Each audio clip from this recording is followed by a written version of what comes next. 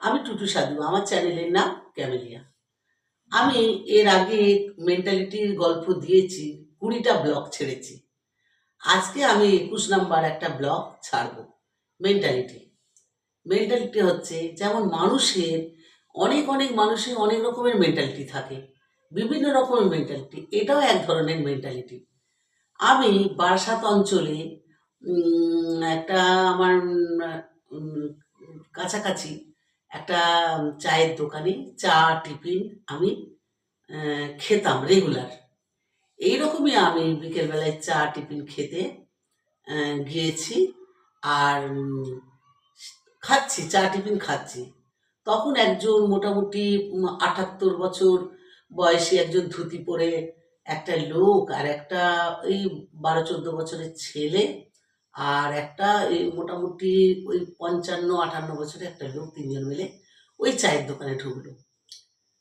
ওই বয়স্ক যে লোকটি 78 বছরে, সে চায়ের দোকানে দাদাকে বলছে, মেসমশাই চা হবে? তা ওই দাদা বলছে, হ্যাঁ হবে, বসুন। তা আমি খাচ্ছি, কিছু বলিনি, দেখছি শুধু।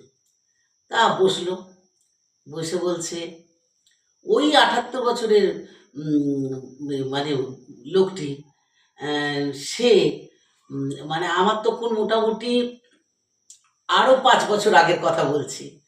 এবারে আমার মেয়ে তখন স্কুলে পড়ে, তখন কত 7-8-এ পড়ে। এবারে বলছে,